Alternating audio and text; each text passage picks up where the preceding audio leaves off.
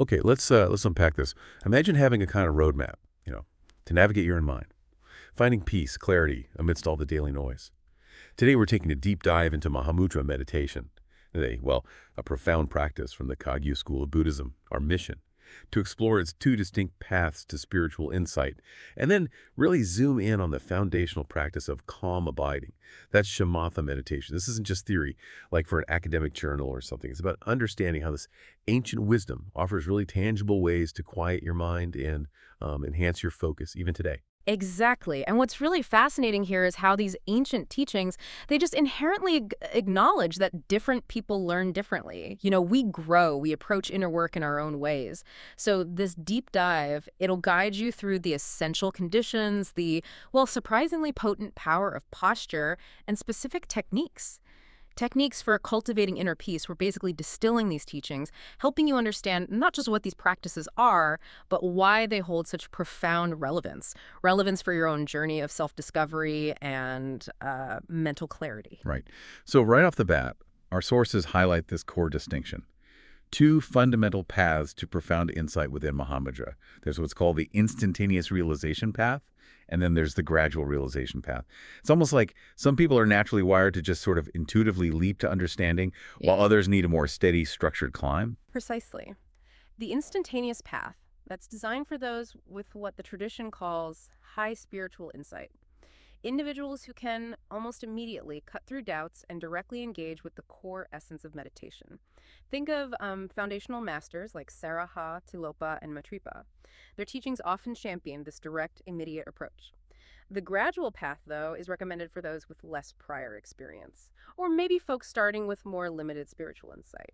For them, the journey thoughtfully begins with calm abiding, shamatha, to build a stable foundation, and then it moves to penetrating insight, vipassana, which helps build confidence and establish what's referred to as a true view of reality. Masters like Maitreyanatha, Asanga, and Vasubandhu, they're often associated with this progressive approach. And later figures, too, like Kamalashila and Shantipa. And the journey of these teachings, from India to Tibet, that adds another layer of intrigue. Because it wasn't like a uniform adoption. Some lineages leaned into the instantaneous, some into the gradual. What's compelling is that figures like Kampopa, he was deeply skilled in both Tantra, that often involves complex rituals, deity yoga, that sort of thing, and Mahamudra. But he ultimately chose to emphasize the instantaneous path. This approach emphasizes first gaining a true view, which is like a direct, unclouded perception of reality itself, free from misconception, and then maintaining it through meditation. This choice, it was actually validated by Indian Mahasiddhas, these great accomplished practitioners like Maitripa. Right, but Gampopa's emphasis wasn't universally accepted in Tibet, not at all. Some argued, quite vehemently actually, that it was impossible to jump straight into instantaneous realization without first perfecting calm abiding. Our source calls these assertions erroneous, stating that if they were correct, much of what great masters taught about the instantaneous path would be rendered untrue. This raises a really important question. How can different paths both be valid? The text clarifies this with a powerful quote from the perfect interpretation of the words of Buddha. It says, "Teachings that are medicine for those on the gradual path become poison for those on the instantaneous path, and vice versa." That's a profound insight, isn't it? A one-size-fits-all approach just misses the mark entirely, because what helps one person might actually hinder another. So understanding these different paths and the wisdom behind them, it ultimately empowers you to find what resonates with your own starting point. The source wisely warns against becoming overly attached to only the gradual path. That can lead to discouragement, making people feel that, modern life is just incompatible with meditation, or that true insight is some impossible dream today. But the Buddha, with, immeasurable wisdom, he taught a rich diversity of techniques, precisely because he understood individual abilities, inclinations, circumstances, they vary so greatly. He didn't limit his teachings to just one path. He left this rich variety of methods that brought immense benefit to countless individuals. And the Kagyu school, as our source explains it, is particularly notable for integrating instructions for both approaches, instantaneous and gradual. Giving preference to neither, it's a truly comprehensive system, actually. It offers direct techniques for immediate insight, dispelling doubts right from the outset for those who are ready. But it also provides the necessary tools for those who need to cultivate calm and focus gradually. Before moving to deeper insight, it really caters to the full spectrum of practitioners, recognizing everyone's unique journey. Okay, so with that understanding of the broader landscape, let's pivot. Let's get practical. For most of us, especially at the beginning, that gradual path often starts with something very tangible, the practice of calm abiding, or shamatha meditation. Our deep dive reveals that shamatha practice is broken down into 4 key themes: instructions for practitioners, stages of virtuous practice, integrating the meditative experience, and final realization. Today, we're diving into the foundational elements of shamatha, specifically the conditions you set, the power of your posture, how you cultivate aspiration, and those initial concentration techniques. Right. Before you even sit down to meditate, establishing the right conditions is absolutely vital. Can't stress that enough. The 2 most common obstacles to shamatha are lethargy, that dull, sleepy state, Yeah, I know that one. and excitement, which is a restless, agitated mind. While specific methods for overcoming these are discussed elsewhere, beginners benefit greatly from a quiet, solitary place, maybe a forest, a riverbank, or, honestly, just a very quiet room in your home, especially at night, perhaps. This serene environment is highly conducive to developing calm abiding. It reduces those external stimuli that can feed excitement. But it's more than just the external setting, isn't it? The source strongly emphasizes maintaining mindfulness and vigilance between the formal meditation sessions, too. And crucially, things like moral discipline, modesty, limiting sensory pleasures, they're all considered important auxiliary conditions. There's one specific warning that really jumps out at me: overeating. It says it's particularly detrimental to calm abiding practice, makes it very difficult to achieve a settled state of mind. It's a good reminder that our daily habits, they really do impact our meditative capacity. Oh, absolutely. Atisha underscored this perfectly. He stated, "If you neglect auxiliary conditions for meditation, you will not achieve meditative concentration practiced diligently for 1,000 years." That really highlights that preparation isn't just helpful, it's essential. It's the foundation upon which any real progress in developing calm abiding is built. Okay, now here's where the physical truly meets the mental: the body's position. Masters like Naropa, they've repeatedly emphasized the profound importance of correct body posture during meditation, because there's this direct, almost surprising link between your physical stance and your mental state. It's fundamental. If we bring the body into a perfect position, the mind naturally settles into peace. You can't underestimate this physical aspect. The mind alone isn't enough to achieve that necessary meditative stability. It's a total system approach. Exactly. And the most renowned posture is the 7-Point Posture of Vairochana. You see it depicted in countless thangkas and statues. It's essentially a kind of bioenergetic hack for your mind. Let's walk through it point by point. 1, legs crossed one on top of the other. Or if that's too difficult, use the bodhisattva pose, which is like a half lotus. Crossing your legs isn't arbitrary. It helps ground your physical energy, preventing mental scatteredness, like anchoring your focus from the bottom up. Right. 2, hands.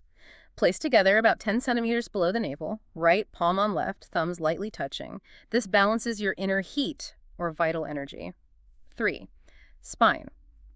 Straight and vertical. This allows those subtle energy channels to flow unimpeded. Okay. 4, arms. Extended slightly, not tightly bent at the elbows, allows the shoulders to be broad and open. 5, head. Slightly tilted forward, bringing the chin near the Adam's apple like a drooping lily bud. This helps control upward energy flows, preventing mental agitation. Interesting detail. 6, mouth and tongue.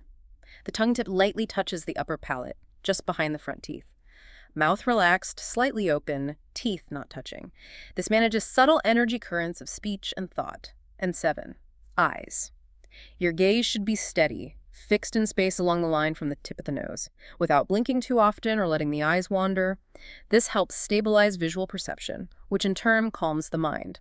Kamalashila even adds an 8th aspect: calm, measured breathing, avoiding noisy or forceful breaths. Aiming for a breath so subtle you barely feel it. This quiet breath supports the overall energetic balance. Wow. Naropa, one of those masters we mentioned, he offered such vivid, almost poetic imagery for this posture. He said the spine should be straight, as if beads strung on a straight reed, and the head tilted slightly forward like a drooping lily bud. He even described the legs as crossed like the lines of figures on a playing board.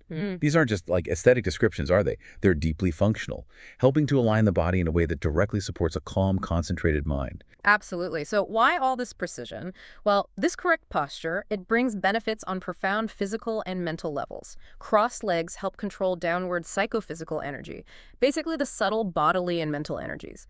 Directing it downwards creates a sense of grounded stability. Folded hands balance your inner heat, promoting calm. A straight spine and vertical body prevent the scattering of subtle energy.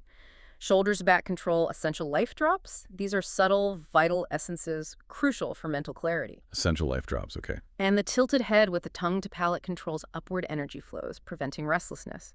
When the body is correctly positioned, all these subtle energy flows harmonize. They balance the 5 elements: earth, water, fire, wind, space within the body.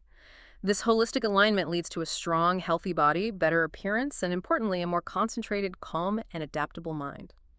Free from excitement, lethargy, and drowsiness. Your mind becomes sharp, balanced, clear. That's incredible, the detail. It makes me think about those times I've tried to meditate slouched on a sofa. No wonder my mind was more chaotic than calm. Happens to the best of us. It really underscores how connected our physical state is to our mental landscape. So what happens if we get it wrong? Our source also details the problems of an incorrect posture. It does. Lean to the right, and you invite scattered external thoughts. Lean left, you feel excited or restless from internal mental stuff. Tilt forward, you get excitement. Lean back, you lose openness, become prone to distractions. Even incorrect eye position leads to complex thinking and anxiety. Asanga summarized it perfectly. The stages of Shravakas, that's the ones who directly heard and practiced Buddhist teachings. He said, if the body is brought into a proper position, the mind will remain at peace. Right. This specific posture, the source emphasizes, it's distinct from Hindu traditions, validated by generations of Buddhas and Shravakas, and its effectiveness is proven by the tradition itself. Right. And for consistent, fruitful meditation, aspiration is the key fuel. It's born from reflecting on the tangible benefits. As the sutra beautifully puts it, if teachings do not lead to meditation, we will not grasp the true nature of reality, just as we cannot quench thirst by merely hearing stories about water. This highlights that direct personal experience and application are paramount. You can't just think about meditation. You have to, well, do it. And as I was reading through the sources, the sheer breadth of benefits listed for shamatha really jumped out at me. It's far more than just calming down, isn't it? Much more. It helps us let go of grasping and attachment to sensory objects. It brings profound spiritual insight, strengthens the body, provides physical and mental well-being, significantly increases concentration, eliminates distraction and excitement, enhances mindfulness, and helps us avoid errors and false judgments. Plus, it opens the door to the practice of penetrating insight, vipassana. So this practice offers both immediate tranquility and long-term benefits across so many aspects of life, from worldly peace to spiritual development. Vasubandhu captures this dynamic perfectly, he says. Establish the mind so that it remains at peace, for this is both the cause and effect of meditation. To abide means making a conscious effort to stay in that meditative state, and establishing the mind refers to continuous concentration. This aspiration then becomes the engine, the fuel for sustained concentration, which in turn develops a flexible, obedient, and stable body and mind. It's a continuous, self-reinforcing, virtuous cycle. Intention fuels practice. Practice strengthens intention. Okay, but if you're new to this, the idea of just sitting down and calming the mind can feel incredibly daunting, almost like being told to just be happy. Right, it can feel abstract. That's why our sources are so practical in their guidance. Tulapa wisely observed. To establish the mind in a state of peace, we will use various methods and objects of concentration. This implies we don't just jump into emptiness, we use tools. Exactly. Tools are key at the start. For beginners, especially those considered to have more limited abilities or who are new to this, the Kagyu tradition wisely suggests using familiar external objects, rather than immediately jumping into complex internal visualizations, which can be difficult initially. This is actually a departure from Kamla Shila's recommendation of always starting with Buddha figures. Interesting. The text advises using ordinary items, like stones or sticks, or a Buddha statue if preferred, or even a small object placed at the boundary of light and shadow. At night, visualizing a small point of light, maybe between the eyebrows or in the lower body, can work. The main goal, surprisingly, is simply to focus attention, without analyzing the object's color, form, or deeper meaning. Just single-pointed focus to stabilize the mind. An intriguing point here is the advice on session length. Yes. Practice meditation best in short but frequently repeated sessions. The idea is to take a short break before your mind has a chance to fully wander off, so you maintain a sense of desire and willingness to return to the practice. That's right. If you force yourself, push past that point, it can create discomfort. It can actually reduce your aspiration to continue the practice altogether. It's a clever psychological trick, really, to keep you coming back. It is. Now, this approach of using ordinary objects, it has faced criticism. Some argue it's not found in authentic Buddhist texts, or that it over-relies on sensory perception, which can be seen as a distraction. Our source refutes this strongly.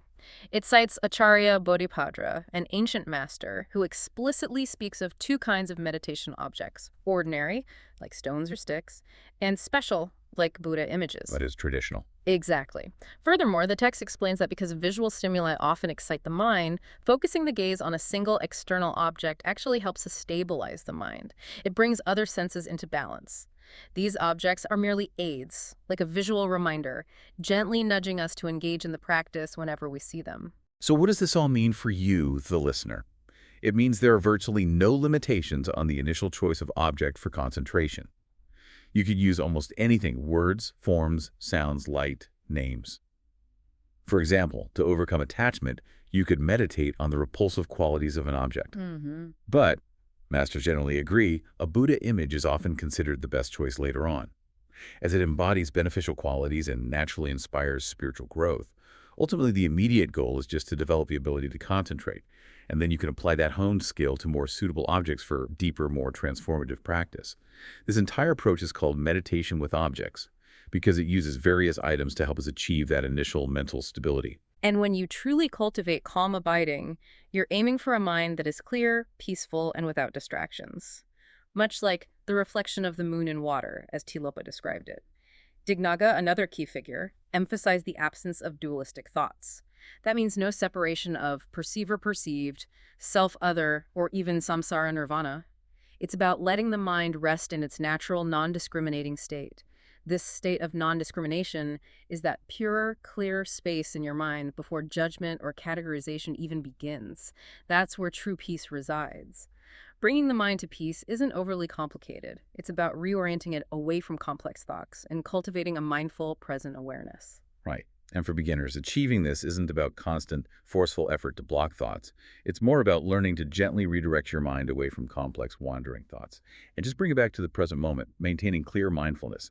Periodic breaks are important here. But here's a crucial point to watch out for. Sometimes a seemingly calm mind is actually an unconscious, dull state, where mindfulness is lost, which is detrimental to practice. That's a common pitfall. If you find your mind in that dull, unaware state, you need to exert maximum effort to exit it, to kind of wake up the mind. However, even if you're experiencing mild lethargy or drowsiness, but still have some mindfulness, it's not useless. Maintain that state for a while, then take a short break, rest, and then resume. The key is distinguishing between dullness with mindfulness and dullness without it. That's a very important distinction. And it raises a question many practitioners have. What happens if you feel like you're having more thoughts when you try to be mindful? Our source says, don't worry. That's reassuring. It really is. This isn't a flaw. It's actually a sign of developing mental stability. You're just becoming more aware of what's already there, like shining a light into a previously dim room. The key is to observe these thoughts with mindfulness, without judgment, without following them down their rabbit holes, and without either encouraging or rejecting them. Just let go of attachment and clinging. Let them pass like clouds in the sky. Okay, so if you're struggling to track these mind states, whether your mind is focused, wandering, or dull, here's a fascinating technique. Direct your attention to sounds, especially loud or sudden ones. When you hear a sound, observe the subtle space in your mind after one thought has ended and before another arises. This interval, this state of non-discrimination, this pure, clear space, that's where the mind finds peace. This can be further refined by using the breath as an object of concentration, which is a powerful method covered later in the teachings.